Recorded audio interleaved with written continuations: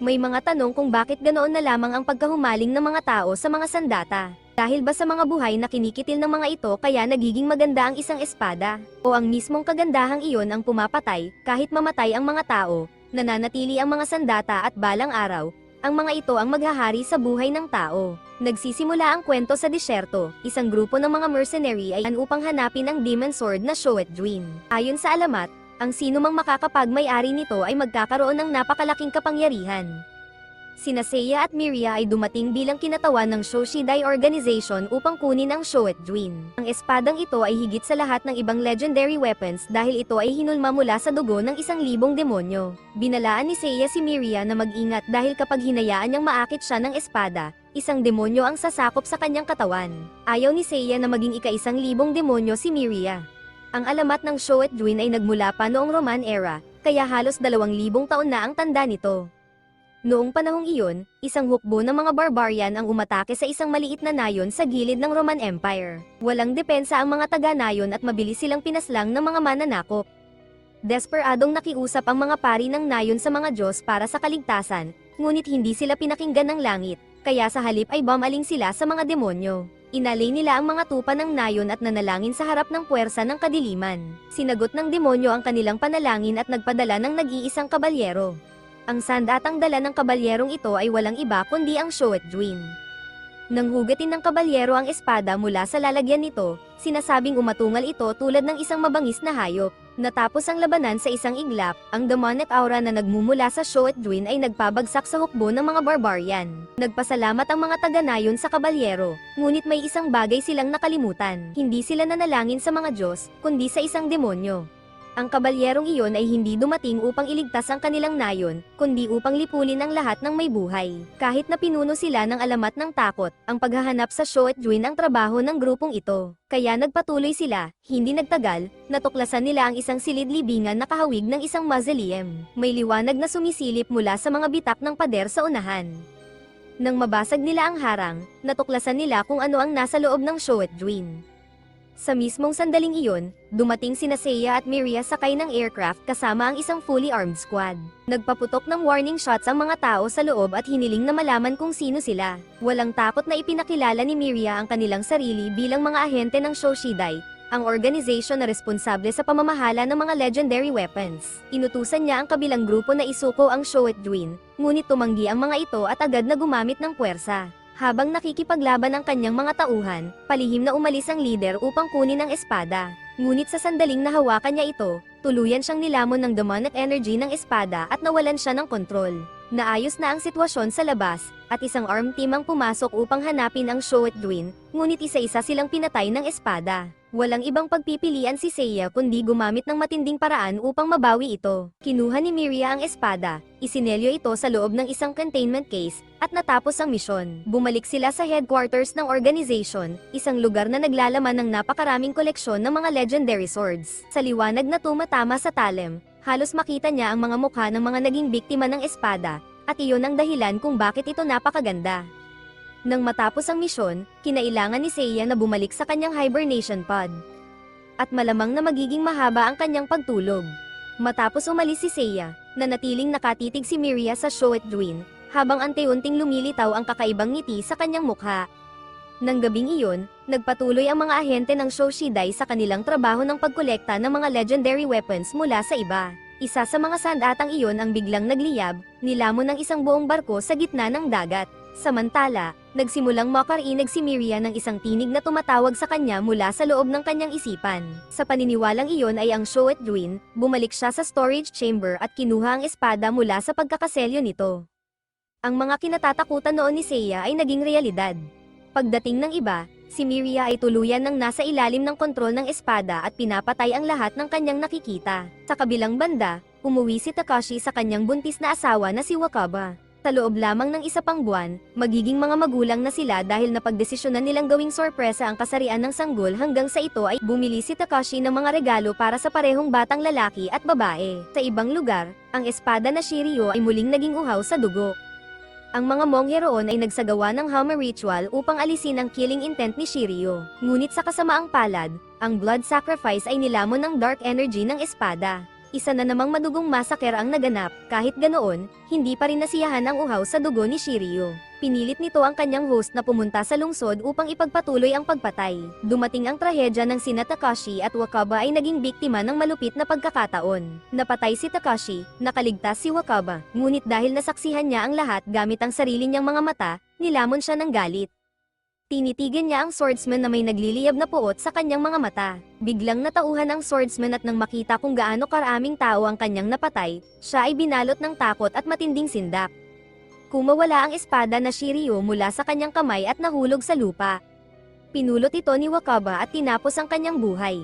Nang dumating ang mga pulis sa pinangyarihan ng massacre, tumakas si Wakaba sa takot papunta sa isang madilim na sulok. Hindi nagtagal, kinontrol din siya ni Shiryu at pinilit siyang maghanap pa ng dugo. Ngunit nang malapit na niyang saktan ng isang ina na may hawak na maliit na bata, bigla siyang natauhan at tumakas. Gusto niyang pakawalan ang espada mula sa kanyang kamay, ngunit hindi niya magawa. Samantala, si Miria ay napalibutan sa isang tulay, tinawag siya ng Shoshidai na iwan ang Shoetdwin at sumuko, ngunit siya ay tuluyan ng nag-transform bilang isang boss at walang pag-aalinlangang winasak ang kanilang mga tangke. Nang magutos ang Shoshidai na umatake sa Shoetdwin, dumating ang Flamberg at tinapos ang natitirang dalawang tangke kasama ang mga natitirang sundalo. Ang dalawang espada ay patuloy na nagkakatugunan, tila tinatawag ang isa't isa. Umiiral lamang sila upang lumaban at maghanap ng mas malalakas na kalaban. Pareho silang nag-transform at sumabak sa labanan laban sa isa't isa. Nakamit ng Shoetdwin ang tagumpay at umalis na may dalang tagumpay. Si Wakaba, na ayaw maging isang mamamatay tao, ay nanganak sa kanyang anak at pagkatapos ay piniling kitilin ang sarili niyang buhay. Isang lalaki ang nakatagpo sa sanggol na mahigpit na kumakapit sa espada na parabang kumakapit sa mismong buhay. Ang batang iyon ay si Guy. Lumipas ang panahon at si Guy ay pinalaki ni Amon kasama si Sayaka habang nagtatrabaho sa pandayan ng matanda. Ngayon, pumasok si Sayaka sa paaralan gaya ng dati, ngunit sa buong klase niya ay hindi siya makapag-concentrate. Ang isip niya puno ng mga iniisip tungkol kay Guy. Nang dumating ang break time, inaya siya ng kanyang mga kaibigan na mag-lunch sa labas. Inaya rin nila siyang sumama sa isang bagong karaoke place na kakabukas lang malapit sa train station pagkatapos ng klase, ngunit mahiyain niyang tinanggihan. Kanina lang, nakatanggap si Sayaka ng confession mula kay Ishii, ngunit tinanggihan niya ito, sinasabing wala siyang oras para sa isang relationship. Si Ishii ang captain ng soccer team, gwapo, top of his class, at pangarap ng bawat babae sa paaralan, at ang katotohanang tinanggihan siya ni Sayaka ay halos ikabaliw ng kanyang mga kaibigan. Iniisip nilang wala siya sa tamang pag-iisip, ang nagawa na lamang ni Sayaka ay tumawa at humingi ng paumanhin. Habang nasa bus pa uwi, tila may dinadala siyang damdamin na hindi pa niya maipaliwanag. Pagkababa niya ng bus, nakasalubong niya si Tatsumi, na may inuutusang gawain mula sa ama ni Sayaka, ang kanyang master. Sa daan pabalik, nakasalubong nila si Guy. Gusto sana siyang kausapin ni Sayaka, ngunit agad itong umalis upang magputol ng uling. Iniwan ni Sayaka si Tatsumi at nagmamadaling sinundan si Guy. Nagpasalamat siya rito dahil sa pagliligtas sa kanya dahil wala siyang ideya kung ano ang pag-uusapan nila ni Tatsumi. Sinubukan niyang yayain si Guy sa karaoke place na binanggit ng kanyang mga kaibigan, ngunit tumanggi ito dahil sa trabaho. Naiinis si Sayaka dahil si Guy ay laging abala sa trabaho at hindi kailanman lumalabas. Sinabi pa niya na kung magpapatuloy ito sa ganoong pamumuhay, hindi ito kailanman makakagawa ng isang magandang espada. Tinamaan si Guy sa sinabi niya, galit siya, ngunit itinago niya ito at simpleng sinabi kay Sayaka na umalis na. Ngunit matigas si Sayaka at bigla niyang inagaw ang kutsilyo mula sa kamay ni Guy, ipinipilit na sumama ito at makipaglaro sa kanya. Dahil sa galit, aksidenteng nasugatan ni Guy si Sayaka. Nang makita ito ni Tatsumi, nagalit siya at ibinagsak si Guy sa lupa. Kahit sinubukan ni Sayaka na ipaliwanag ang nangyari, si Guy pa rin ang sinisi ni Tatsumi. Hindi na kumontra si Guy, yumuko na lamang siya at humingi ng tawad. Sa sandaling iyon, lumabas si Amon, sa halip na humusga sa nangyari, inanunsyo niya na sa susunod na araw ay isasagawa nila ang common ritual para kay Shiryu. Sinabi rin niya kay Sayaka na linisin ang kanyang katawan bilang paghahanda sa kanyang papel bilang Shrine Maiden. Pagkatapos nito, dinala ni Amon si Guy sa puntod ng kanyang ina, ang mismong lugar kung saan siya ipinanganak. Ngunit tumanggi si Guy na lumuhad sa harap ng himlayan ng kanyang ina. Dito inilibing ni Amon si Wakaba dahil tanaw mula rito ang buong lugar kung saan lumaki si Guy, upang palagi siyang mabantayan nito. Mahigit isang dekada nang pinalaki ni Amon si Guy at itinuro sa kanya ang lahat ng kailangan niyang malaman. Ngayon, gusto niyang marinig ang plano ng bata para sa hinaharap. Sinabi ni Guy na nais niyang manatili kasama si Amon at ialay ang kanyang kinabukasan sa paggawa ng espada. Inaasahan na ni Amon ang sagot na ito kaya pinaalalahanan na lamang niya ang bata na magsikap palalo.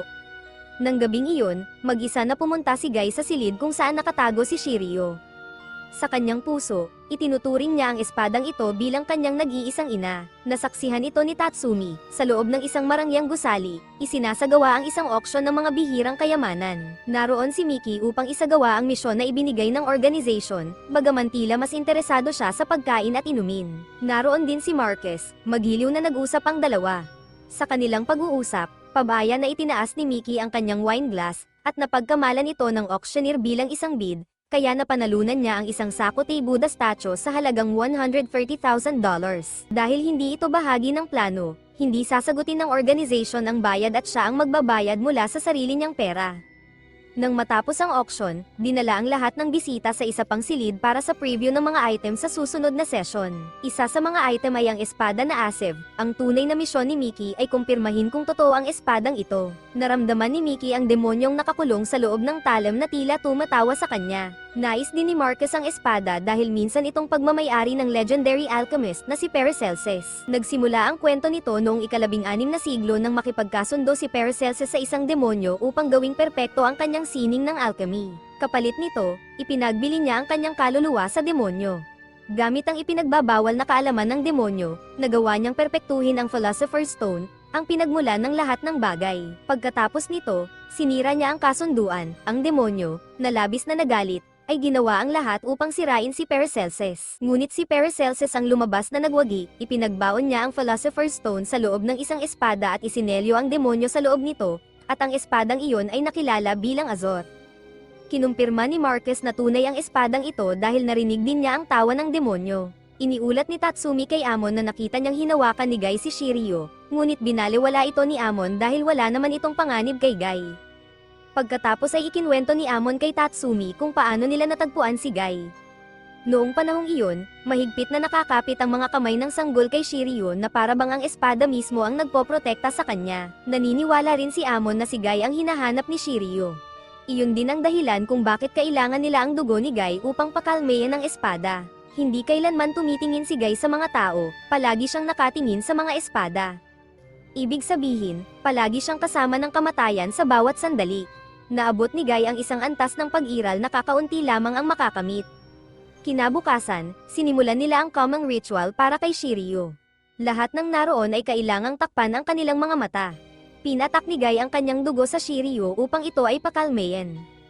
Sa kritikal na sandaling iyon, si Tatsumi, na hindi matanggap na si Guy ang pinili, ay tinanggal ang kanyang blindfold upang makita ang nangyayari. Ang demonyo sa loob ng espada ay kumontrol kay Sayaka at pinilit siyang patayin si Tatsumi. Ngunit naitulak siya ni Guy palayo sa tamang oras. Ngunit dahil dito, naputol ang kanyang braso, agad na nawala ng malay si Sayaka pagkatapos nito. Bagamat agad na dinala si Guy sa ospital, nararamdaman pa rin niya ang sakit mula sa nawala niyang braso, isang phantom pain na lampas sa anumang lunas. Walang maalala si Sayaka sa nangyari sa ritual, ang nagawa na lamang niya ay yakapin si Guy upang siya ay aliwin. Ngunit bigla siyang itinulak ni Guy palayo at tumakbo papunta sa puntod ni Wakaba. Hinuhukay ang lupa habang sumisigaw na ito ang babaeng nag-abandona sa kanya. Pagkatapos nito, nagpa siya si Amon na gamitin si Shiryu upang gumawa ng bagong braso para kay Guy. At tila iyon din ang nais ni Shiryu. Sa sumunod na auction, nagbid si Marcus ng $500,000 para sa espadang Azoth. Matapos kumonsulta sa organization, tinaasan ni Miki ang bid hanggang $1 million.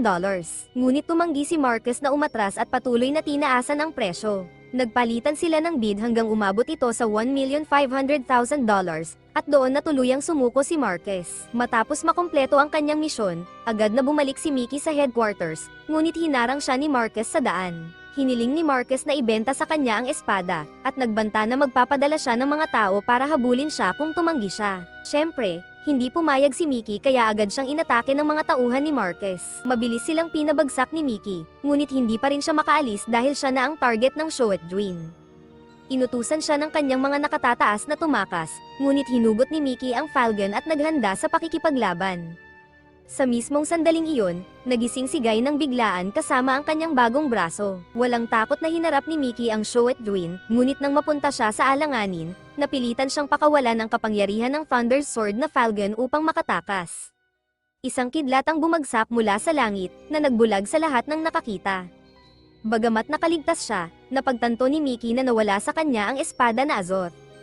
Samantala, tahimik na tinitigan ni Guy ang kanyang bagong kamay sa ilalim ng liwanag ng buwan. Patuloy siyang tinatawag ni Shiryu na pumatay, ngunit hindi siya nito natitinag kahit kaunti. Hindi niya maintindihan kung bakit idinikit ni Amon si Shiryu sa kanyang katawan. Ipinaliwanag ni Amon na si Shiryu ang guardian sword ni Guy, at ngayon ay magsisilbi itong kanyang kanang braso at patuloy siyang poprotektahan. Sinabi niya kay Guy na kung nakakaramdam siya ng guilt, dapat siyang gumawa ng isang espada na mas hihigit pa kay Shiryu. Nagpa siya si Guy na tuparin ang mga salita ni Amon kahit kapalit pa nito ang kanyang buhay. Labis ang saya ni Sayaka nang makitang gumagaling si Guy. Ngunit iniisip ni Guy na isang hanggal si Amon dahil isinakripisyo nito si Shiryu para sa kanya. Hindi siya naniniwala na karapat-dapat siya sa ganoong sakripisyo. Nang makita ni Sayaka ang scabbard ni Shiryu, inakala niyang nais ng kanyang ama na gumawa si Guy ng bagong espada na babagay dito. Ngunit hinati ni Guy ang scabbard sa dalawa at itinapon ito sa apoy, dahil si Shiryu ay natatangi at hindi na maaaring malikha muli. Kahit na iniligtas ni Guy ang kanyang buhay, wala pa ring naramdamang pasasalamat si Tatsumi. Sa halip, lalo lamang lumalim ang kanyang inggit, dahil si Guy na ngayon ang nagmamay-ari kay Shiryu. Naiintindihan ni Amon ang kanyang nararamdaman, ngunit para kay Amon, ang espada ay isa lamang kasangkapan, at ang buhay ng tao ay palaging mas mahalaga. Dahil may sariling kalooban si Shiryu, siya at si Guy ay pinagbuklod ng isang misteryosong kapalaran. Nais makita ni Amon kung paano mamumuhay si Guy ngayong naging bahagi na niya si Shiryu. 40 taon na siyang swordsmith, ngunit hindi pa siya kailanman nakagawa ng espada na tunay na nagbigay sa kanya ng kasiyahan. Ngunit kung mabubuhay si Guy bilang espadang iyon, marahil ang bata mismo ang magiging kanyang masterpiece. Sa loob ng kanyang malawak na mansyon, natutulog si Marquez nang biglang magpakita sa kanya ang demonyo sa loob ng espadang Azoth. Bigla siyang nagising, hinawakan niya ang espada at naalala ang labanan sa pagitan ng Shoetwin at Falcon. Lalong tumibay ang kanyang paniniwala na ang mga aral ng sinaunang sorcery ay hindi kathang-isip lamang. May mga kapangyarihang lampas sa imahinasyon ng tao na umiiral pa rin sa mundong ito. Dahil sa pagnanais ng paghihiganti, nagpa siya si Marquez na angkinin ang kapangyarihang iyon gamit ang sarili niyang mga kamay. Habang abala siya sa pag-iisip, pumasok ang kanyang kapatid at hinayla siya pababa upang kumain kasama ang pamilya. Tila mahal at inaalagaan siya ng kanyang mga magulang at kapatid, ngunit wala siyang nararamdamang kasiyahan dito. Ang mga taong ito ay mga aktor lamang na kanyang inupahan upang gampanan ang papel, at labis na siyang nasusuka sa pekeng pamilyang ito. Sinabi niyang umalis na ang mga ito. Naupo si Marquez mag-isa sa harap ng marangyang hapagkainan habang tumutulo ang luha sa kanyang mga mata. Nang gabing iyon, nagsagawa si Marquez ng isang ritual ng panalangin kasama si Azoth, ngunit walang naging tugon ang espada. Ang Shoshidai Organization ay patuloy na iniimbestigahan ang lahat ng impormasyon tungkol kay Marquez. Dati siyang nag-aral sa Imperial University, ngunit noong isang holiday 2 taon na ang nakalipas, nasangkot siya sa isang traffic accident na ikinamatay ng kanyang mga magulang at kapatid. Si Marquez naman ay naparalisa mula baywang pababa at wala ng pag-asang gumaling. Pagkatapos, nang walang babala, nagpakita si Erica sa pintuan ni Marquez. Maraming beses niya itong sinubukang kontaken noon, ngunit hindi siya nito pinansin. Alam ni Marquez na bumalik si Erica upang pakasalan si Tanabe, ang kanyang pinakamalapit na kaibigan. Kahit nagkunwari siyang masaya at nagbigay ng kanyang basbas, sa loob-loob niya ay puro sakit lamang ang kanyang nararamdaman. Dati silang nagbahagi ng masasayang alaala, nais ni Marquez na pagbayarin ang mga taksil na iyon. Habang naramdaman ni Azoth ang nag-aalab na galit sa loob ni Marquez, tila handa itong tuparin ang kanyang kahilingan. Kinabukasan, nang makauwi si Sayaka mula sa paaralan, naghihintay na si Tatsumi upang kausapin siya. Sa totoo lang, may balak siyang angkinin si Sayaka para sa sarili niya, dala ng galit na mas pinapaboran ng kanilang master si Guy. Sa kabutihang palad, dumating si Guy sa tamang oras upang pigilan siya. Ginamit ni Tatsumi si Guy bilang dahilan sa kanyang maling ginawa at agad siyang sumugod upang makipaglaban. Ngunit madaling naipadala ni Guy si Tatsumi palayo gamit ang kapangyarihan ni Shiryu. Walang tigil na inuudyukan ni Shiryu si Guy na patayin si Tatsumi. Ang boses ni Sayaka ang nagbalik kay Guy sa kanyang katinoan. Pagkatapos nito, patuloy na umalingaw-ngaw ang tinig ni Shiryu sa isip ni Guy, na nagtulak sa kanya sa bingit ng pagkabaliw hanggang sa muntik na niyang sirain ang kanyang braso. Nang lumapit si Sayaka upang pigilan siya, napansin ni Guy na tumahimik na ang boses. Ang kasal ni Toshio at Erika ay ginanap ng lihim. Habang magpapalitan na sila ng singsing, dumating si Marquez.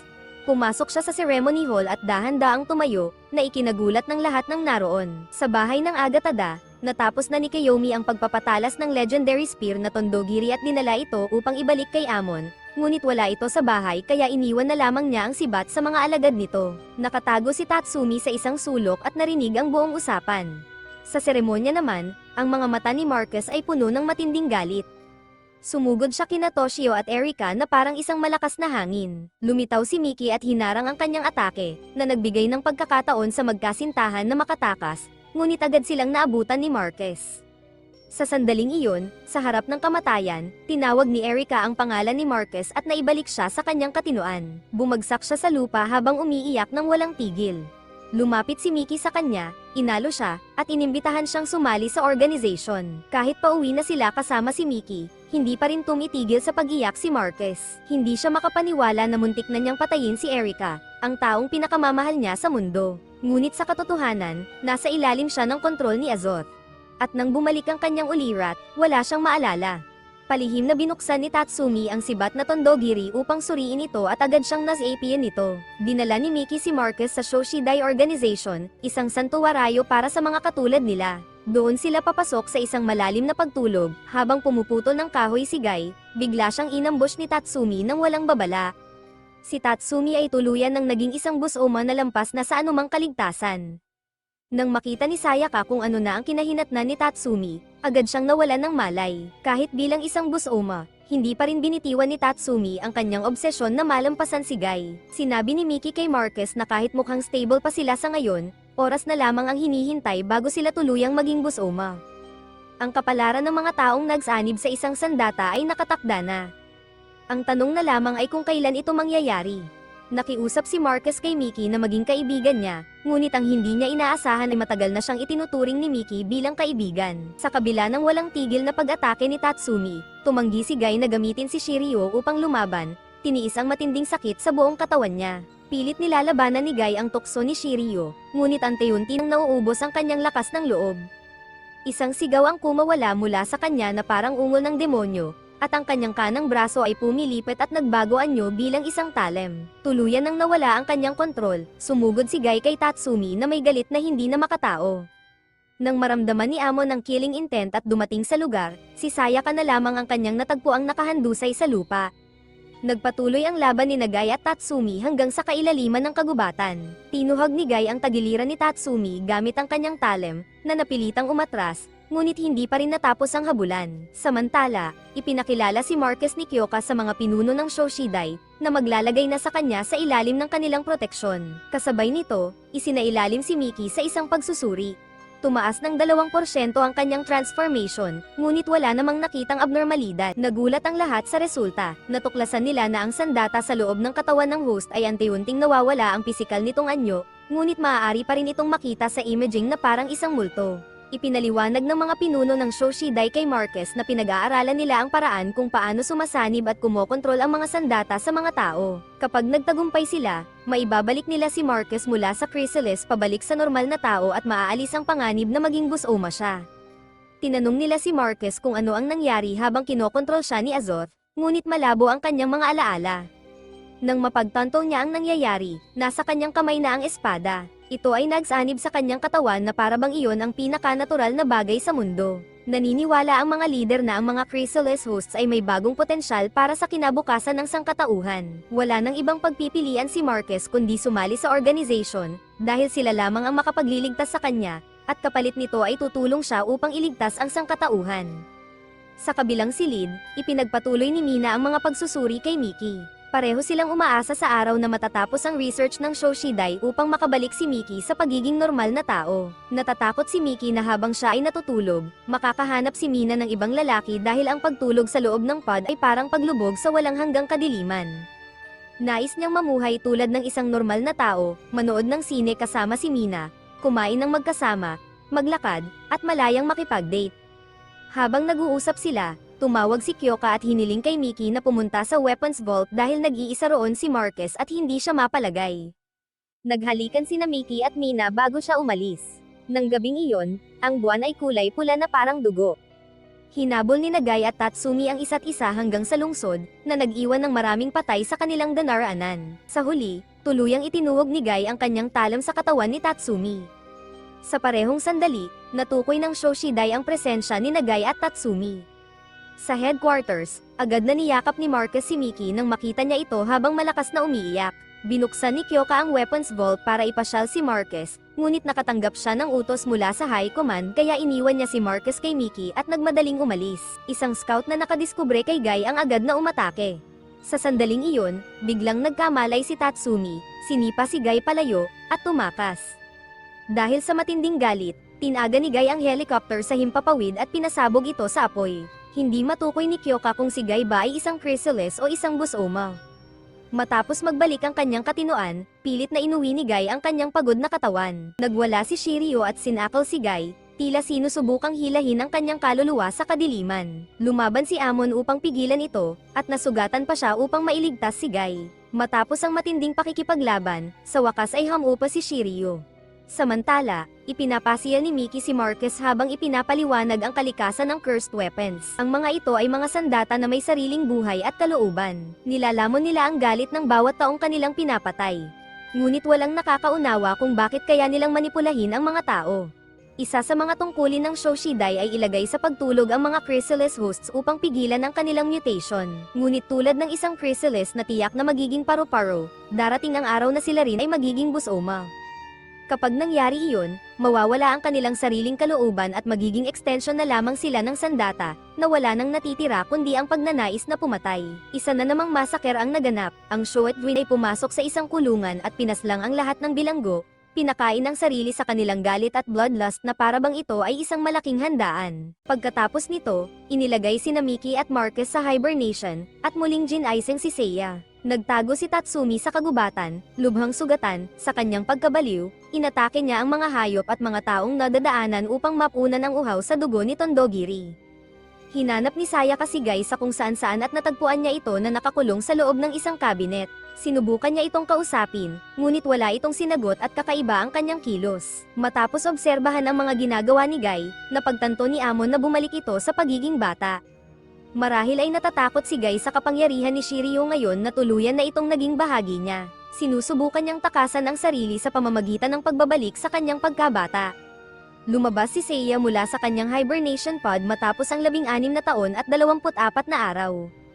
Alam niyang sa pagkakataong ito ay haharap siya sa isang misyon na napakahalaga. Ang alma ni Seiya ay ang Chakram, ang sandata ni Vishnu, ang pinakamataas na Diyos mula pa sa simula ng paglikha. Si Seiya ay isang anak ng mga Diyos, na nakatayo sa ibabaw ng lahat. Bumukas ang bakal na tarangkahan ng headquarters, sumakay si Seiya sa isang supercar at mabilis na umarangkada palayo.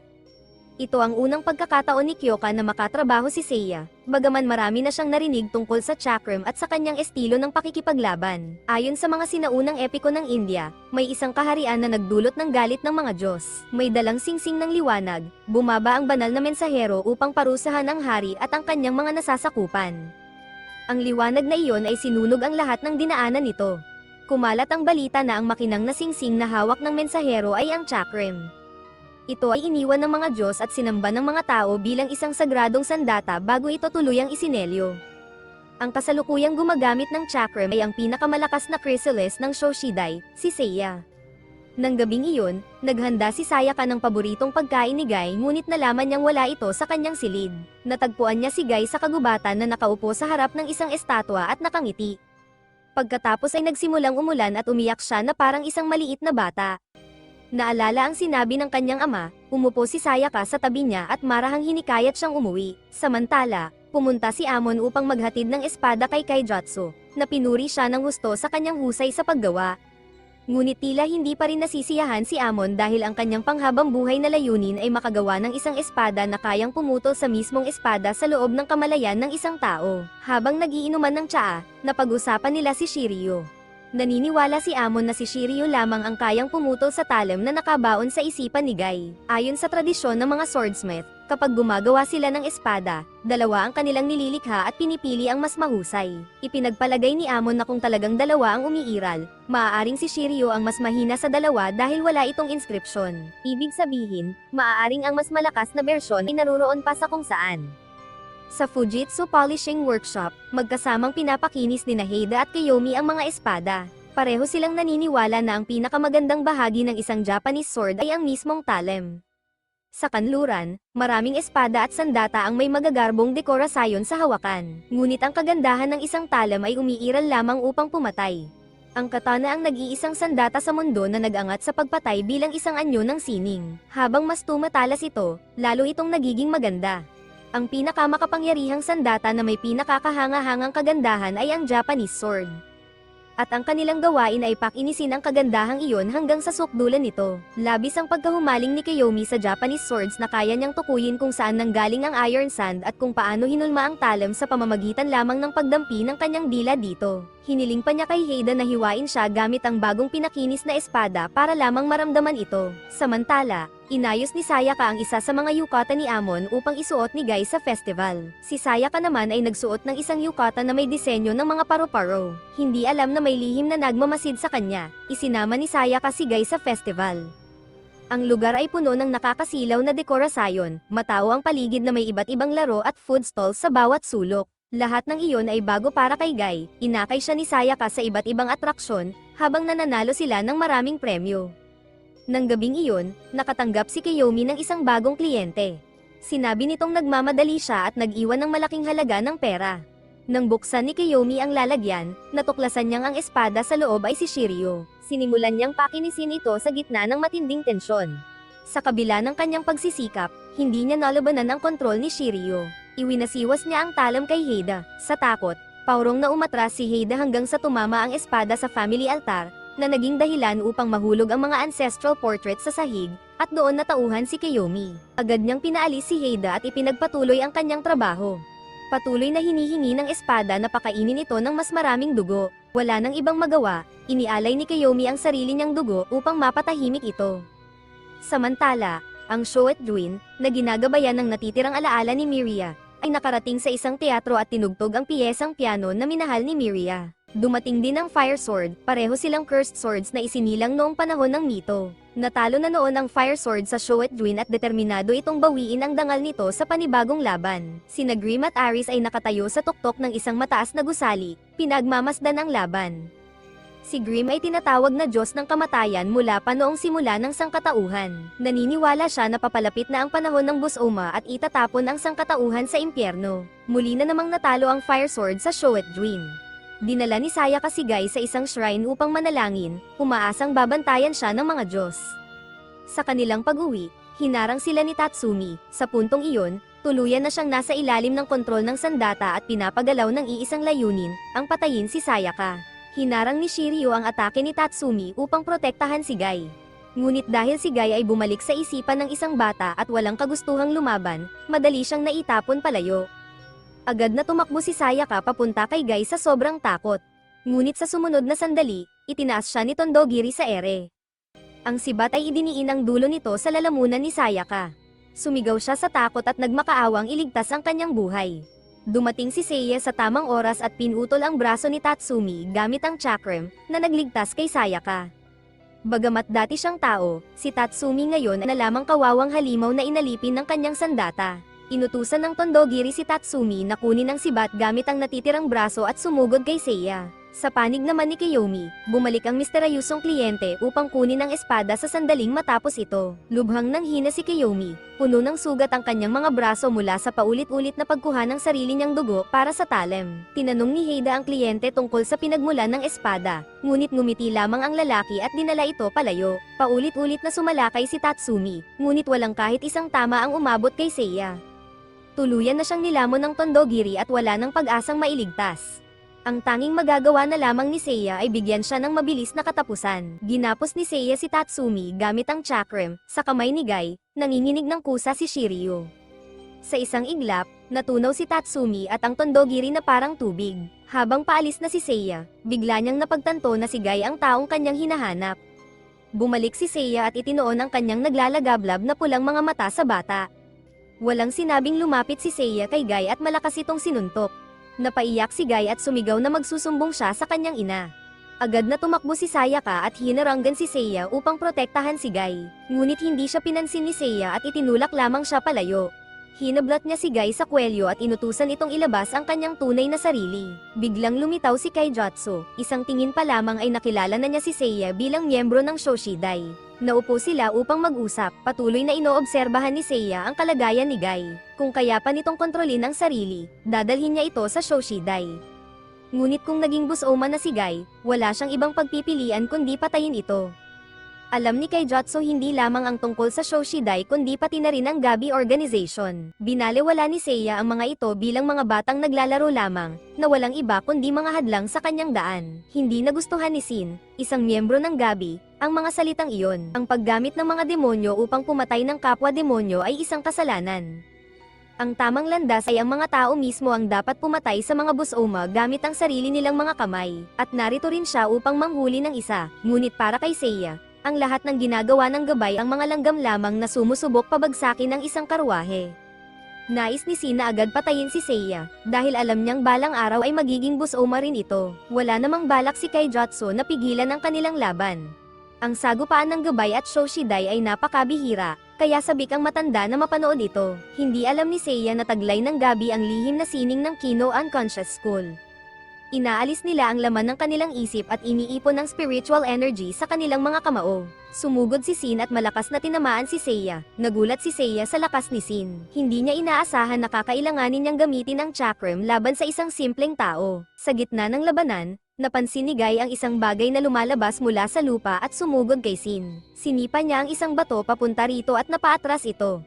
Naramdaman ni Sin ang demonic energy na umiikot kay Guy at binalak muna siyang harapin. Ngunit ang Busoma na nagtatago sa sariling anino ni Sin ay lumitaw at pinatay siya. Pagkatapos, tinusok nito ang matalim nitong sibat kay Guy at nasugatan siya. Ang amoy ng dugo ay agad na gumising kay Shiryu. Kinuha nito ang kontrol kay Guy, na itinuwag ang talam sa ulo ng kalaban. Hindi kumilos si Seiya. Nais niyang makita ang tunay na kapangyarihan ni Guy. Muling umatake si Guy at hinati ang halimaw sa dalawa, ngunit hindi pa rin ito namatay. Naglunsad ito ng huling atake bago tuluyang tumakas. Nais ni Seiya na tiyakin kung si Guy ay naging Busoma na. Tinamaan niya si Guy gamit ang chakram, at dahil dito ay natauhan si Guy. Magpapatuloy sana si Seiya sa pag-atake ngunit kumapit sa kanya si Kaijutsu. Sinamantala ni Sayaka ang pagkakataon upang tulungan si Guy na makatakas. Halos mag-alab sa galit si Seiya at muntik nang patayin si Kaijutsu. Ngunit pinigilan niya ang sarili dahil kailangan pa niya ang matanda upang matunton si Guy. Dinala ni Kaijutsu si Seiya kay Amon upang malaman nito ang tungkol kay Guy at Shiryu. Samantala, nagtago sina Guy at Sayaka sa isang kuweba sa kailaliman ng kagubatan, isang lugar na madalas nilang puntahan noong sila ay mga bata pa. Mabilis na gumaling ang mga sugat ni Guy, nasugatan din si Shiryu habang pinoprotektahan siya. Ang kuweba ay nagpaalala ng mga alaala kung paano laging tumatakas si Guy mula sa bahay noong siya ay bata pa, ngunit palagi rin siyang bumabalik dahil wala naman siyang ibang mapupuntahan. Ang tinatakasan ni Guy ay ang kadiliman, kahit gaano pa siya kalayo tumakbo, palagi itong nakakapit sa kanya at sinusubukang sirain siya. Kahit gaano pa siya lumaban, hindi niya ito matakasin. Kaya nagpasya siyang baguhin ang kanyang paraan ng pag-iisip. Nais ni Guy na gumawa ng isang espada na kayang putulin ang mismong mundo at ang kadilimang patuloy na bumabagabag sa kanya. Kinabahan si Sayaka sa sinabi niya, naniniwala siya na kahit hindi matakasan ni Guy ang kadiliman, mayroon pa ring liwanag sa mundong ito. Ngunit hindi iyon ang pananaw ni Guy, magkaiba ang kanilang mundo, kaya hindi kailanman magtatagpo ang kanilang mga pananaw. Bagamat nagpapasalamat siya kay Amon sa pagpapalaki sa kanya, hindi pa rin niya ito tinitingnan bilang kanyang ama. At hindi rin niya itinuturing ang lugar na ito bilang isang tunay na pamilya. Lubos na ikinalungkot ni Sayaka ang mga salitang iyon.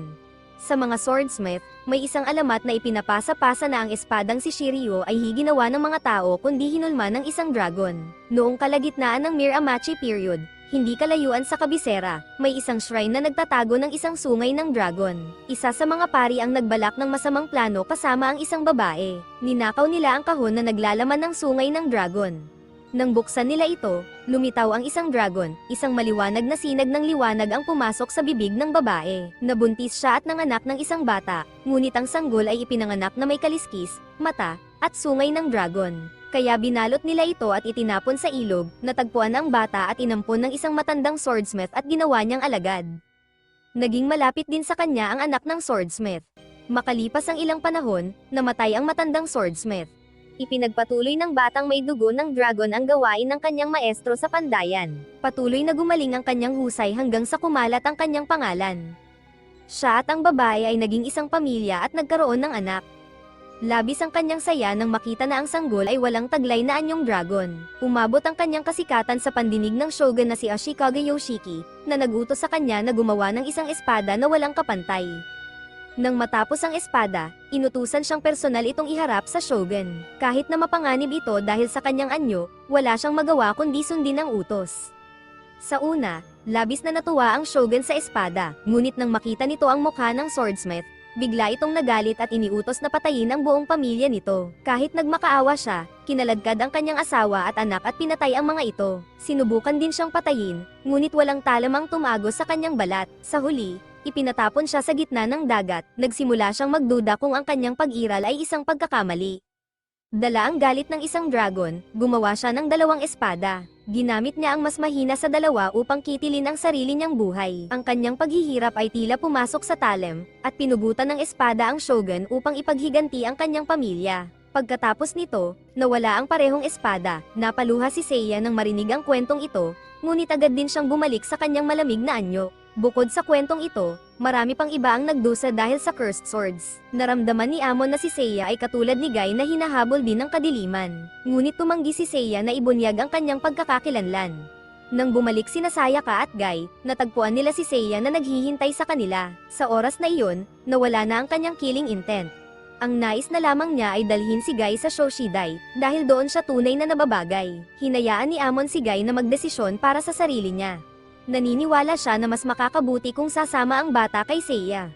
Sang-ayon si Kaijutsu, nais nilang mapunta si Guy sa isang lugar na angkop sa kanya at sabik silang makita kung ano ang kanyang magiging anyo. Pumayag si Guy na sumama kay Seiya. Hindi matanggap ni Sayaka ang pag-alis niya at hinabol siya hanggang sa makakaya niya. Sa loob ng mansyon ni Shin Matoba, nagsimulang umungol ang pangalawang espada ni Shiryu. Bago bumalik sa Shoshidai, dinala ni Seiya si Guy sa kanyang sariling tahanan upang makasama muli ang kanyang asawa matapos ang 16 na taon. Tumanda na si Kei habang si Seiya ay nananatiling katulad ng dati. Ang hardin ay puno ng mga rosas, simbolo ng muling pagsibol, tulad ng kagustuhan ni Kei na manatili sa tabi ni Seiya kahit sandali pa. Sa kabila ng mahabang paghihiwalay, hindi kailanman naghanap ng iba si Kei o nag-isip na mag-asawang muli, dahil para sa kanya, si Seiya ay palaging naroon at hindi kailanman tunay na nawala. Nagsimulang malito si Guy, dinala siya ni Seiya sa paglalakad sa hardin ng mga rosas upang ipaliwanag ang lahat, mula sa kapalaran ng pagiging Busoma hanggang sa hibernation sa Shoshidai. Sa panahon ng hibernation, titigil ang lahat ng kanilang galaw at ilalagay sila sa storage. Gigisingan lamang sila kapag kinakailangan, syempre. Hindi maaaring makita ni Seiya si Kei habang siya ay natutulog. Nagkakilala sila noong high school, 1 taon lamang ang tanda ni Seiya kaysa kay Kei, ngunit matapos siyang maging isang chrysalis, inilagay siya sa hibernation at tumigil ang pagtanda ng kanyang katawan. May patakaran ang Shoshidai na nagbabawal sa mga miyembro na magbunyag ng anumang impormasyon sa mga outsider. Kaya walang alam si Kei tungkol sa sitwasyon ni Seiya. Ngunit hindi niya ito kinwestiyon, pinili niyang manatili at maghintay para sa kanya. Matapos ang kanyang paliwanag, pinaalis ni Seiya si Guy upang magkaroon sila ni Kei ng oras para sa isa't isa. Naglakad-lakad si Guy mag-isa sa mga lansangan hanggang sa napansin niya ang isang poster na may nakasulat na, Sword Soul. Pumasok siya at nakita ang masiglang atmosphere sa loob. Sa entablado, 2 finalist ang naglalaban, nang mapagtanto ni Guy na isa lamang itong video game tournament, nais na niyang umalis, ngunit hindi siya makalabas dahil sa siksikan ng mga tao. Sa entablado, puno ng kasab-ikan si Miko, mabilis niyang natalo ang kanyang kalaban at kinanta para sa mga manonood ang isang awit. Samantala, sa bahay, pinatugtog ni Seiya at Kei ang awit mula sa kanilang school dance noon at nagsayaw sila ng waltz. Noong panahong iyon, nasuntok ni Seiya ang kadate ni Kei dahil sa selos, ngunit kalaunan ay manyang kamag-anak pala ito ni Kei. Ang maliit na hindi pagkakaunawaang iyon ang naglapit sa kanila. Nakaramdam ng lungkot si Seiya habang tinitingnan si Kei ngayon. Tinulungan niya itong pinturahan ng mga kuko sa paa habang inaalala nila ang nakaraan. Marami pang lugar ang gustong puntahan ni Kei kasama si Seiya at nais niyang bumalik sa lawa kung saan nila binuo ang kanilang pinakamagagandang alaala. Nang sabihin ni Seiya na dadalhin niya siya roon, masaya siyang nagmadaling maghanda. Ngunit biglang may tumawag mula sa kanyang caretaker at ipinaalam kay Seiya na lumala na ang kalagayan ni Kay. Umakyat si Seiya sa silid ni Kay, tumingin ito sa kanya na may kislap sa mata. Akala niya ay baka isa lamang itong ilusyon, ngunit hanggat nasa tabi niya si Seiya, wala na siyang pakialam. Samantala, bumalik si Miko sa green room, malayo sa kanyang cute at palakaibigang imahe sa entablado, naging mayabang siya sa mga taong nasa paligid niya. Nakasalubong muli ni Miko ang kanyang kalaban sa restroom. Dahil alam niyang hindi na siya magkakaroon ng pagkakataong makita siya matapos ang laban, nagtago siya roon para lamang magpasalamat. Isang taon na ang nakalipas, nasa bingit na siya ng pagpapakamatay. Maling naakusahan siya sa trabaho at napilitang mag-resign. Ngunit ang ngiti ni Miko ang nagligtas sa kanya, nagbigay ito sa kanya ng lakas upang manatiling positibo at maghanap ng panibagong trabaho. Sa kanyang mga mata, si Miko ay parang isang anghel. Ngunit sa harap ng kanyang taos-pusong salita, puro pagkasuklam ang naging reaksyon ni Miko at binato pa siya ng mga insulto. Lubos siyang nasaktan sa kalupitan nito. Kalaunan, dumalo si Miko sa isang interview. Pagkatapos nito, muli niyang nakasalubong ang kanyang kalaban. Sa pag-aakalang may nangyari sa kanya, nagpumilit itong tumulong. Ngunit walang sabi ni Miko ang kanyang handbag at walang awang pinaghahampas siya nito, na para bang ibinubuhos ang lahat ng kanyang stress at galit. Matapos ang matagal na pagtitiis, tuluyan na siyang napuno at gumanti ng walang awa kay Miko. Ang fire sword na Flamberg, na malubhang nasugatan matapos matalo ng show at Dwin, ay desperadong naghahanap ng bagong host nang makita nito si Miko na inaatake. Lumipad ito papunta sa kanya at sinamantala ang pagkakataon upang hikayatin siyang kunin ito. Hinawakan ni Miko ang Flamberg at pinatay ang lalaki. Samantala, labis ang saya ni Kay nang dalhin siya ni Seiya sa tabi ng lawa. Sa sandaling iyon, pakiramdam niya ay bumalik siya sa kanyang kabataan. Ngunit panandalian lamang ang saya, nang makita ni Kay ang sarili niyang refleksyon sa tubig, bigla siyang inatake ng sakit.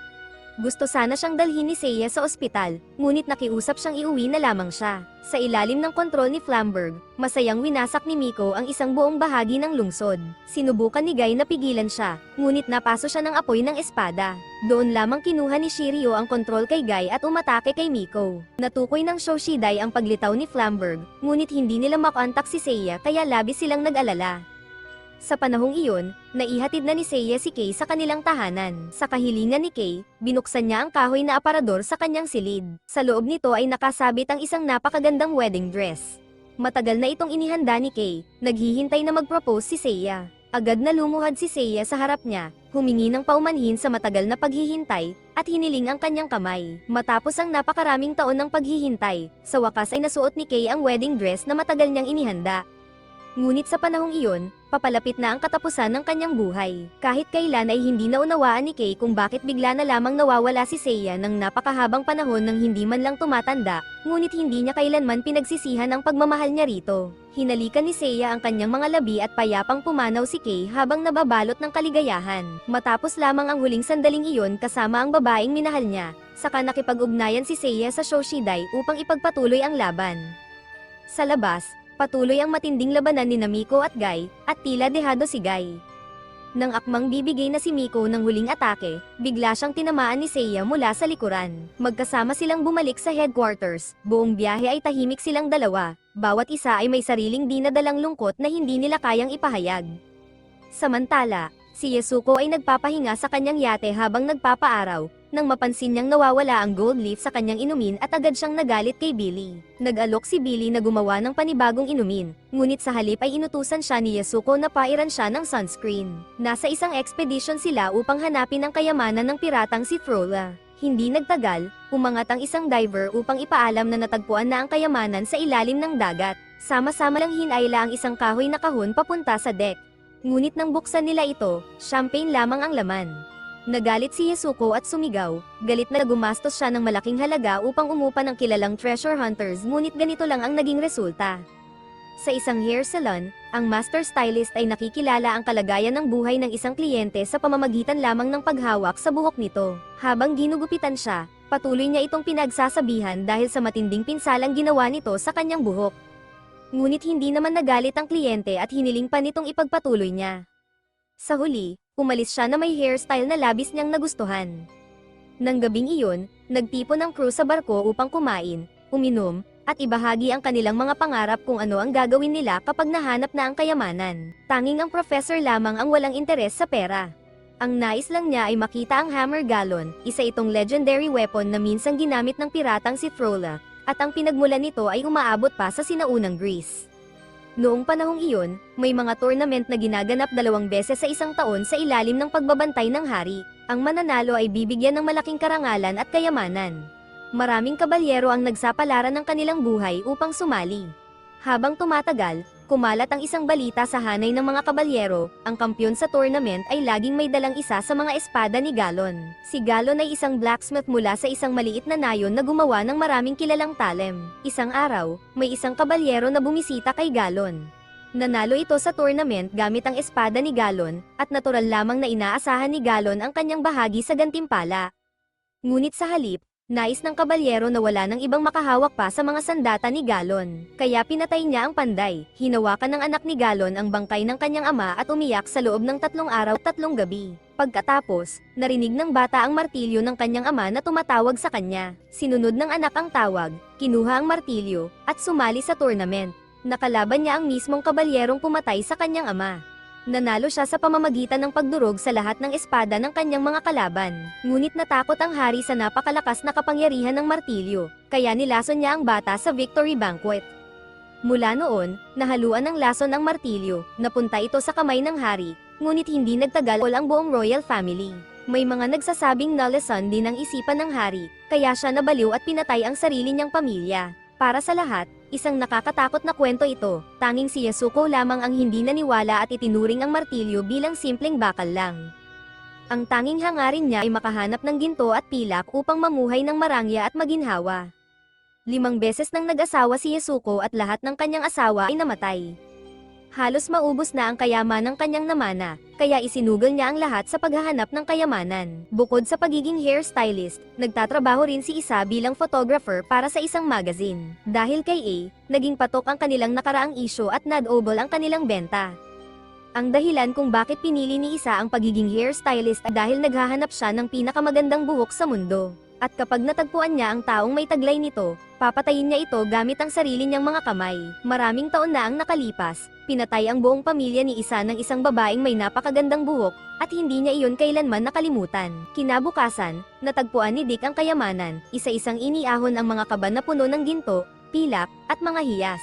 Ngunit ang Hammer Gallon na binanggit ng professor ay hindi matagpuan kahit saan. Sigurado siyang naroon iyon sa mga tubig na iyon, tumayo si Yasuko upang hanapin si Dick, ngunit natuklasan niyang patay na ito. Sa araw ding iyon, bumisita si Ares sa salon ni Isa upang magpastyle. Sa sandaling nahawakan ni Isa ang kanyang buhok, agad niyang nalaman na ito ang babaeng pumatay sa kanyang pamilya. Sumiklab ang galit sa kanyang loob na parang rumaragas ang alon, at nais niya itong patayin agad. Ngunit sa labas, nagpatuloy siyang ngumiti na parang walang nangyari.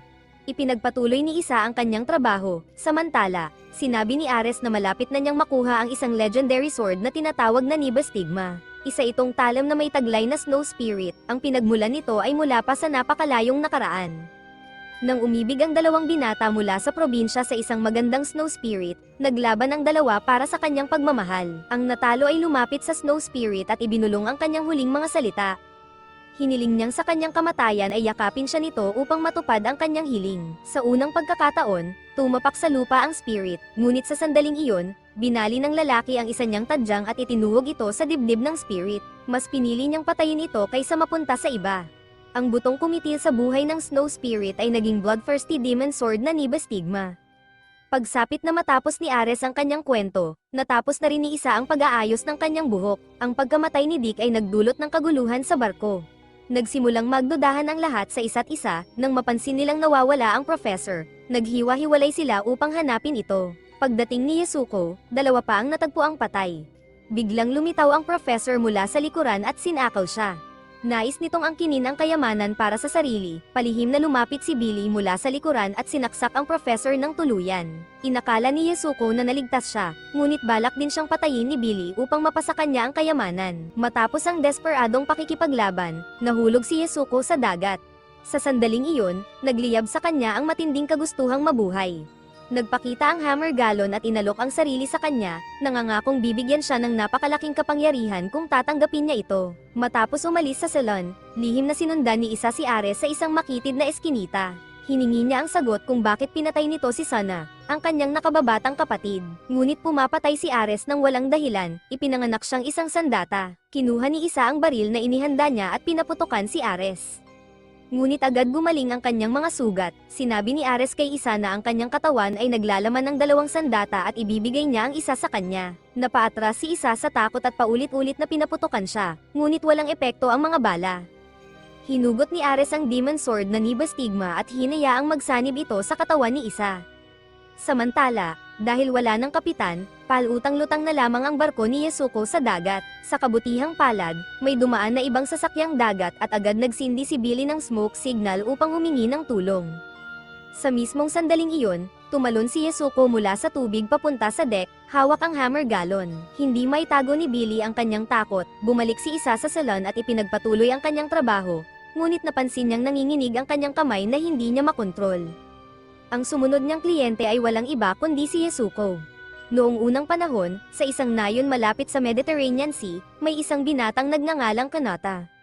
Siya ay anak ng isang tao at isang fairy, kaya pinagkalooban siya ng kaalaman at lakas na higit sa karaniwang tao. Nang mag-18 si Kanata, ibinigay sa kanya ng kanyang ina ang halberd, isang sinaunang sandata mula sa mundo ng mga fairy. Kapag ginamit para sa katarungan, bibigyan nito ang gumagamit ng napakalaking kapangyarihan. Ngunit kung gagamitin sa kasamaan, magdurusa ang gumagamit ng matinding kapahamakan. Pumunta si Kanata sa digmaan at ginamit ang halberd upang protektahan ang kanyang nayon. Mag-isa niyang natalo ang daan-daang kalaban at kinilala bilang isang bayani.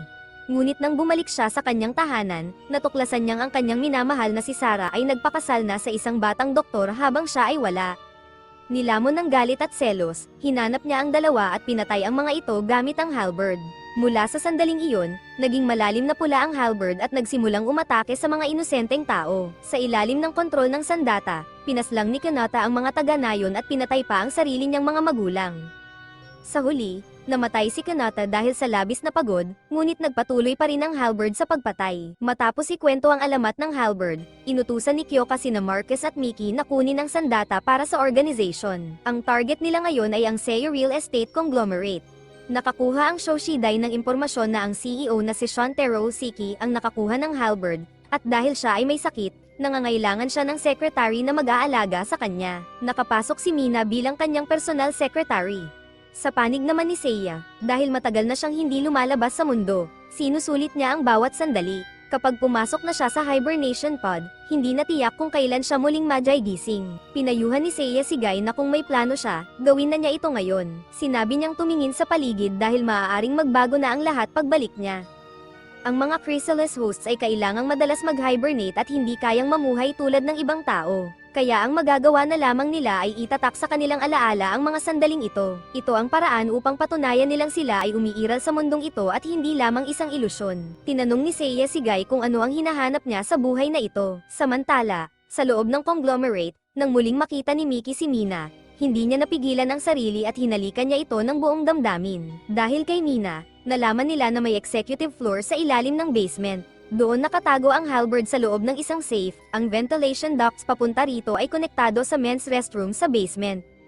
Inayos ni Mina ang elevator keycard, floor map, at password ng safe para kay Mickey. Bago siya umalis, pinaalalahanan niya ito na mag-ingat dahil napakahigpit ng seguridad sa gusali.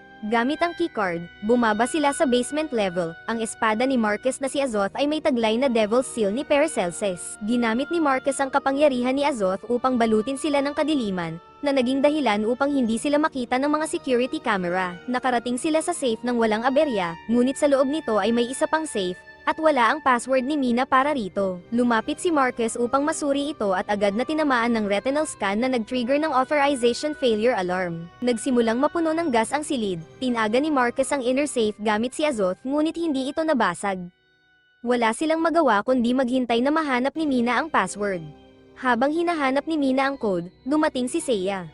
Nagkunwari siyang tinitingnan ang kanyang gamot, ngunit agad siyang nabasa nito. Doon napagtanto ni Mina na matagal nang alam ni Seiya ang kanyang plano at wala talaga sa safe ang halberd. Agad niyang ipinaalam ang balita kay Mickey. Hinugot ni Seiya ang halberd upang parusahan ang traidor na si Mina. Dumating din ang kanyang mga tauhan sa safe room, ngunit wala na roon sina Mickey at Marquez. Mabilis silang nagtungo sa kinaroroonan ni Mina upang iligtas siya. Tinanggap ni Mickey ang isang malakas na atake na para sana kay Mina at malubhang na sugatan. Sinamantala ni Marquez ang pagkakataon habang nakatuon si Seiya kay Mickey at inatake siya mula sa likuran. Nang mamatay ang host nito, agad kumapit ang halberd kay Mickey, na nagdulot ng matinding sakit sa kanya. Dahil may naganap na pagkamatay, kinailangan nilang tumakas bago dumating ang mga pulis. Mabilis na gumaling ang mga sugat ni Mickey at matagumpay nilang nakuha ang halberd. Ngunit hindi nagmamadali si Mickey na bumalik sa Shoshidai. Nais niyang sulitin ang oras niya sa labas kasama si Mina. Kapag bumalik sila, hindi nila alam kung kailan sila muling magkikita. Naunawaan ito ni Marquez kaya tahimik niya silang iniwan. Nag-aalala pa rin si Mina sa kalagayan ni Mickey dahil may dalawang espada na ngayon sa kanyang katawan, ngunit kumpiyansa si Mickey sa sarili niyang lakas. Sa totoo lang, parehong espada sa loob niya, patuloy siyang inuudyukan na pumatay, ngunit sa ngayon ay kaya pa niya itong kontrolin. Dinala ni Mickey si Mina sa isang parke at buong araw silang nag-enjoy. Ito ang unang pagkakataon nilang makalabas ng magkasama sa labas ng base. Habang sila ay naghahalikan, muling sumigaw ang mga boses sa loob ng isipan ni Mickey. Nararamdaman niyang nawawala na ang kanyang kontrol kaya sinabi niya kay Mina na tumakbo.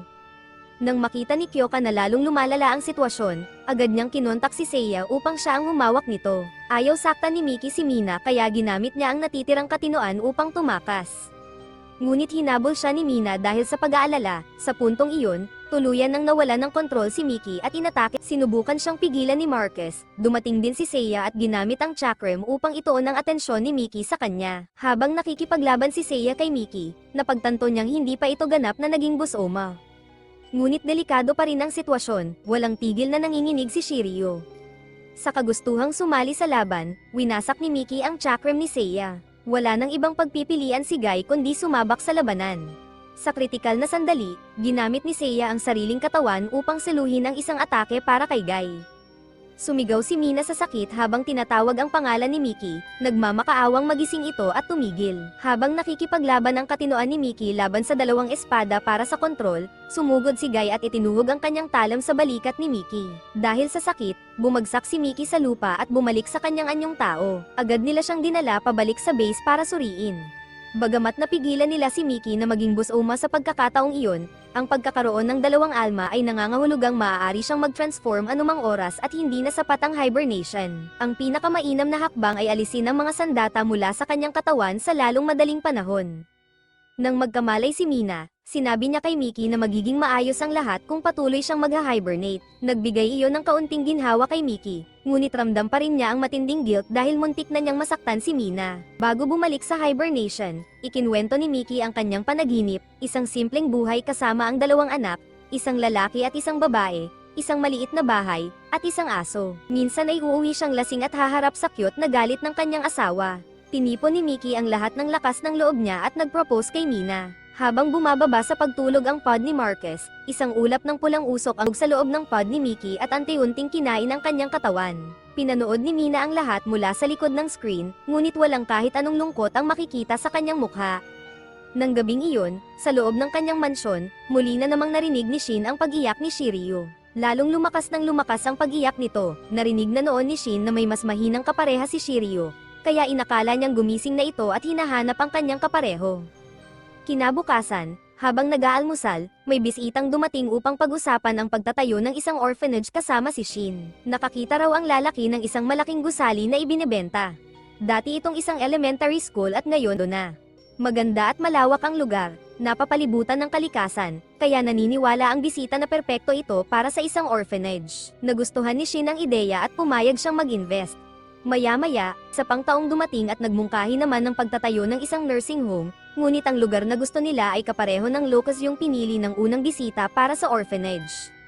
Nang gabing iyon, nakatayo si Sayaka at nakatitig sa lugar kung saan dati inilalagay si Shiryu. Iniisip si Guy. Magkasama sila mula pa pagkabata at ang bigla nitong pag-alis ay hindi pa rin niya matanggap. Sinabi ni Amon kay Sayaka na dapat niyang subukang unawain, dahil si Guy ay ginagabayan ng kapalarang itinakda ni Shiryu para sa kanya. Sinusubukan ni Guy na mamuhay bilang isang espada at tinulungan siya ni Amon sa landas na iyon. Ngunit hindi maintindihan ni Sayaka kung paano mabubuhay ang isang normal na tao bilang isang espada. Tumakbo siya palabas ng silid habang umiiyak, naiwan si Amon sa katahimikan. Ang kapalaran ng isang espada mula sa sandaling ito'y malikha ay ang pumatay. Ngunit kung may scabbard ito, maaari nitong piliin ang sarili nitong tadhana. Si Guy ngayon ay isang espada na walang scabbard, at ang kanyang pagkatao ang nagsisilbing scabbard niya. Maaari pa rin niyang piliin ang sarili niyang landas. Gusto ni Amon na makita kung anong kapalaran ang pipiliin ng bata. Lumabas si Sayaka at tumingala sa buwan, naniniwala siyang siya lamang ang tunay na nakakaunawa kung sino si Guy. Ngunit kahit siya ay nagdududa kung si Guy pa rin ba ang dating Guy, ang batang minsang nagligtas sa kanya noong sila ay bata pa. Bumalik ang kanyang alaala sa panahong iyon, noong araw na tumakas si Guy, hinabol siya ni Sayaka at nakaharap ang isang mabangis na lobo. Walang pag-aalinlangan na bumalik si Guy at tumayo sa harap niya, pinoprotektahan siya kahit pakinagat ng lobo ang kanyang braso hanggang sa ito'y damyugo. Pagkatapos noon, sabay silang naglakad pa uwi. Alam ni Sayaka na sa mismong sandaling iyon, si Guy ay nakatingin din sa parehong buwan. At totoo nga, mag-isa si Guy na nakaupo at nakatingin sa liwanag ng buwan. Lumapit si Seiya upang kausapin siya, ipinaliwanag niya kay Guy na kung wala siyang pinoprotektahan at walang minamahal, hindi niya kayang protektahan kahit ang sarili niya, at iyon ang dahilan kung bakit siya mahina.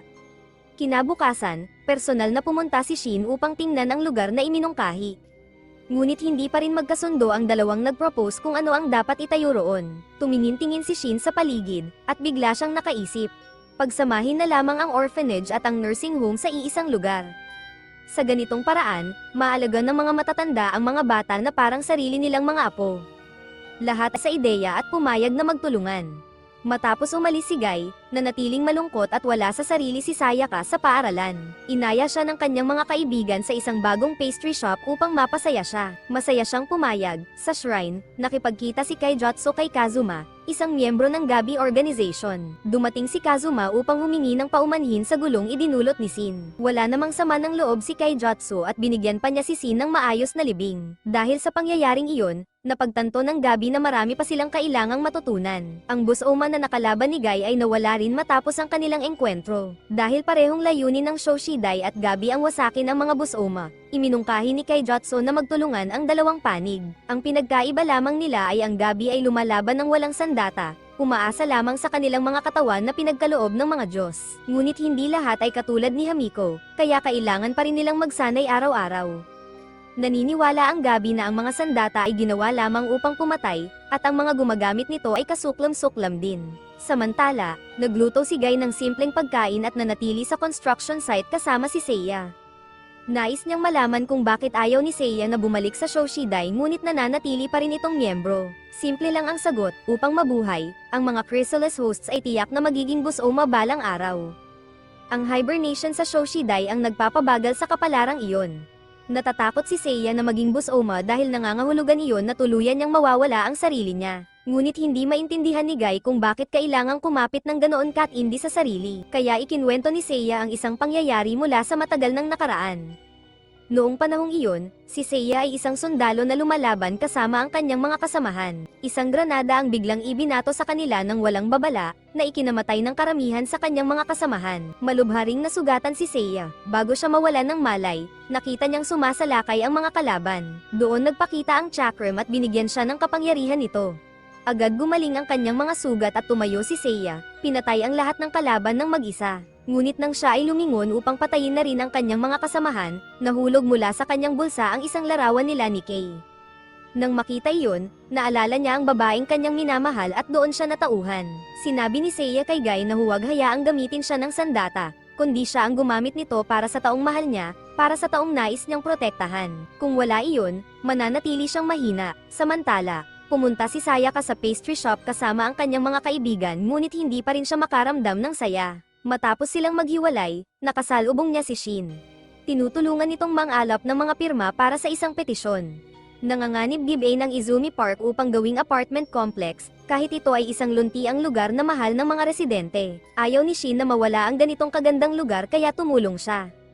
Masayang pumirma si Sayaka, hindi nagtagal, hinarang sila ng isang grupo ng mga goons. Sinubukan ni Shin na makipag-usap ngunit binugbog siya ng matindi. Nang magkamalay siya, nasa tabi niya si Sayaka. Pagkaalis nila, si Miko naman ang pinuntirya ng mga goons. Malaking pagkakamali iyon, dahil hindi na nila makikita ang susunod na pagsikat ng araw. Lumapit si Miko kina Sayaka at Shin, nagkunwaring wala siyang maalala at balak silang atakihin. Sa kabutihang palad, dumating si Guy sa tamang oras at hinarang siya.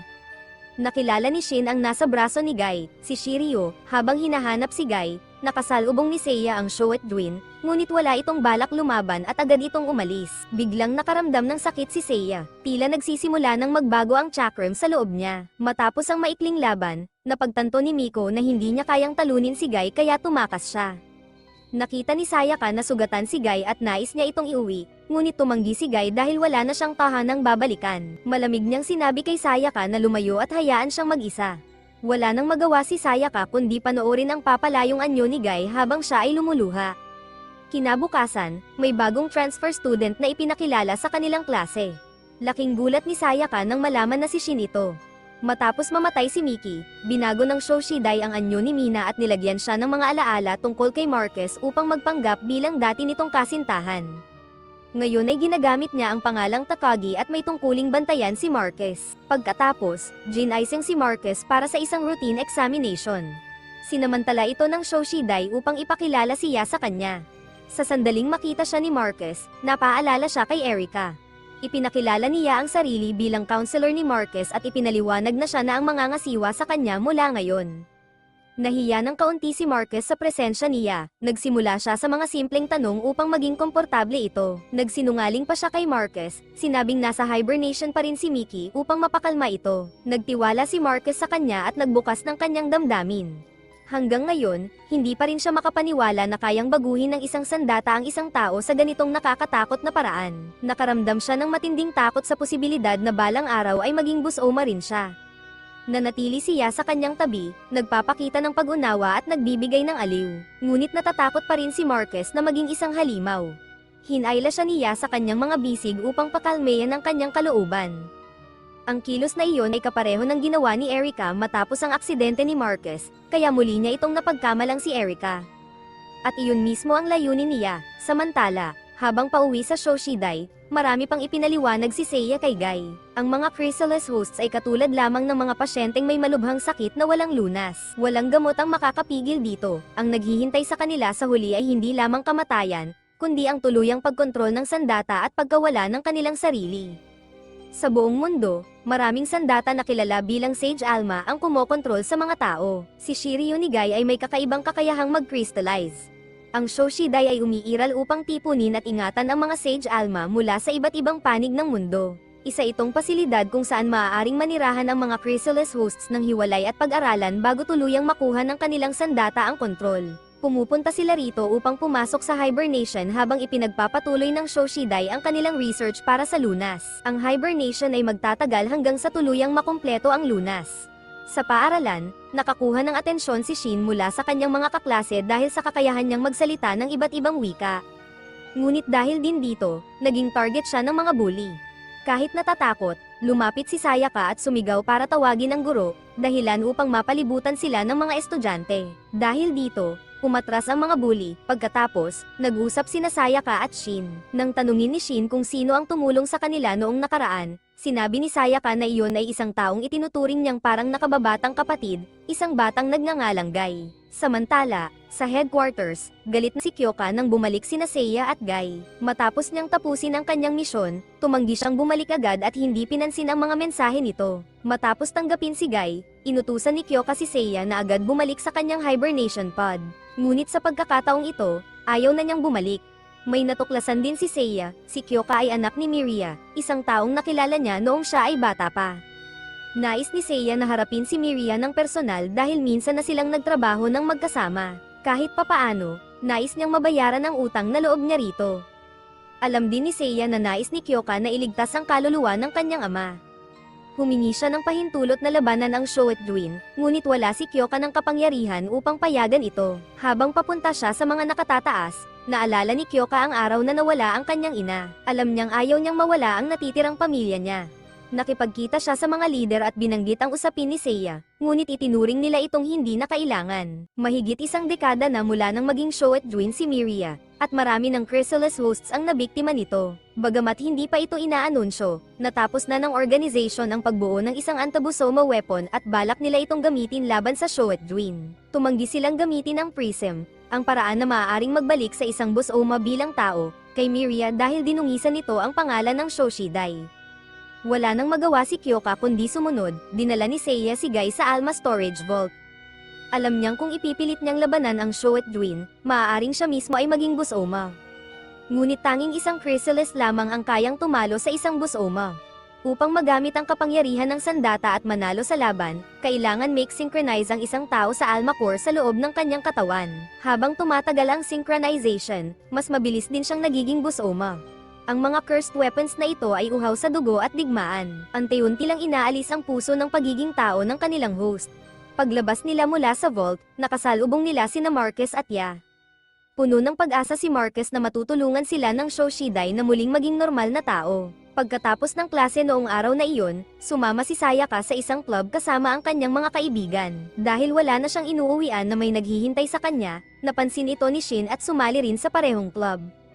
Habang ang iba ay gumuguhit ng florera bilang subject, si Shin ay si Sayaka ang iginuhit. Samantala, ipinagpatuloy ng Shoetjuin ang walang katapusang pagpatay. Nagpadala ng heavy infantry upang harapin ito ngunit agad silang nalipol.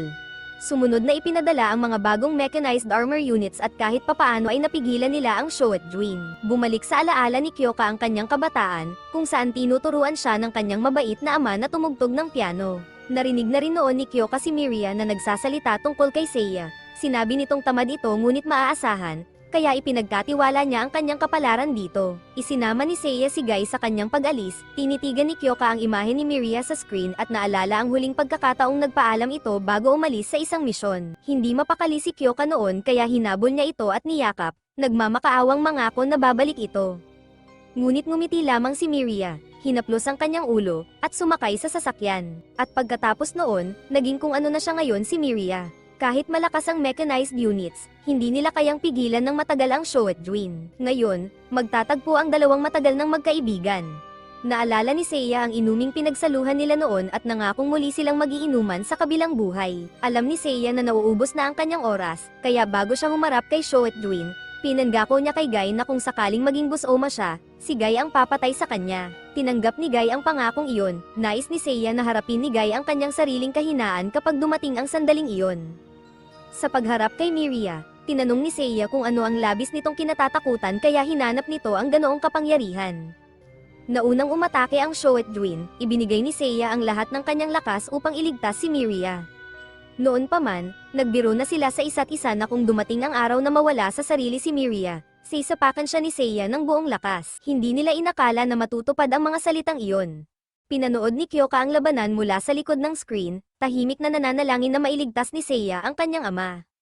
Pagkatapos umalis sa club, sinundan ni Shin si Sayaka upang ibigay ang portrait na iginuhit niya. Hindi ito tinanggihan ni Sayaka mula sa kanyang bagong kaibigan. Ilang sandali pa, dumating ang butler ni Shin upang sunduin siya. Hindi huminto ang pag-atake ng Shoetjuin, isa-isa nitong winasak ang mga singsing ng liwanag ni Seiya. Sa isang pagkakataon, nagawa ng isa sa mga ito na igapos ang Shoetjuin. Habang ihahanda na sana ni Seiya ang huling atake, bigla siyang nakaramdam ng matinding sakit at napaluhod. Nakawala ang Shoetjuin at gumanti ng atake, na ikinasugat ni Seiya. Hinamon siya ng Shoetjuin na bitawan ang kanyang Chrysalis Shell at lumaban sa buong lakas, ngunit tumanggi siya. Sumugod si Guy sa labanan upang bigyan ng oras si Seiya na makabawi.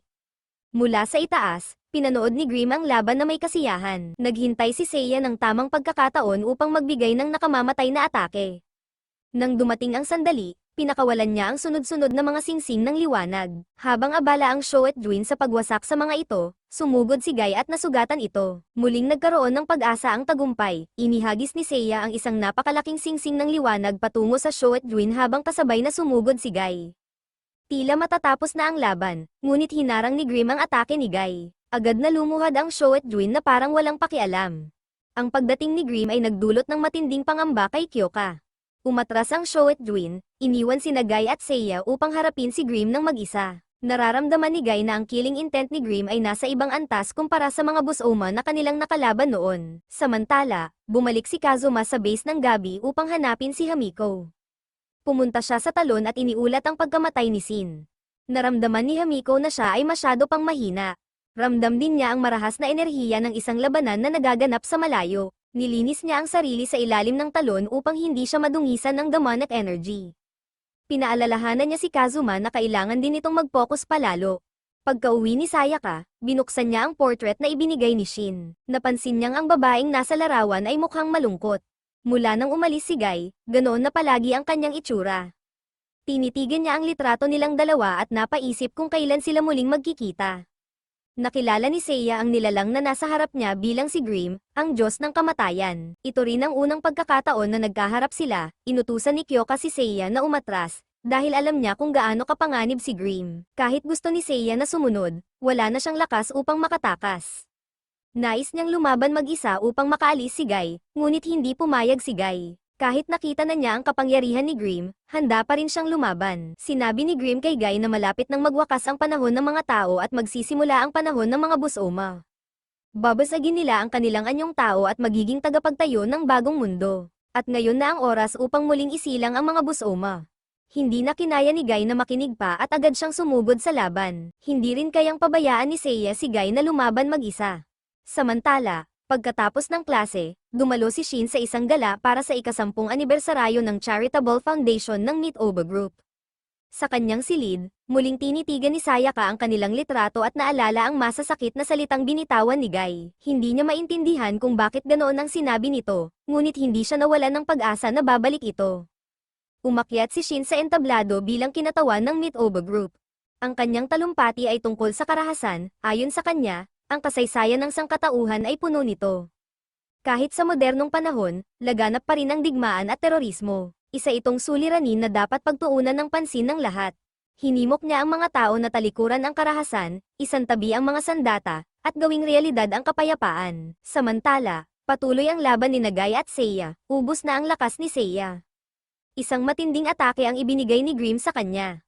Napilitan si Guy na umabot sa sukdulan at nagsimulang mag-transform bilang Busoma upang harapin si Grim. Sinubukan siyang pigilan ni Seiya ngunit wala na siyang lakas upang gawin iyon. Hindi hahayaan ni Grim na matapos ang laban hanggat hindi nagiging Busoma sina Guy at Seiya. Ilang beses mang pabagsakin ni Grim si Guy, patuloy pa rin itong tumatayo. Lalong lumalakas ang tukso ni Shiryu sa kanya. Samantala, nakatulog si Sayaka, at nang magising siya, nakita niyang basag na sa sahig ang kanilang framed na litrato, bigla siyang kinabahan, pakiramdam niya ay may masamang nangyari kay Guy. Ginamit ni Seiya ang kanyang mga singsing ng liwanag upang pigilan si Guy, ngunit wala itong epekto. Nakawala si Guy at itinuwag ang kanyang talam diretso kay Seiya. Ang pagkamatay ni Seiya ang nagbalik kay Guy sa kanyang dating sarili.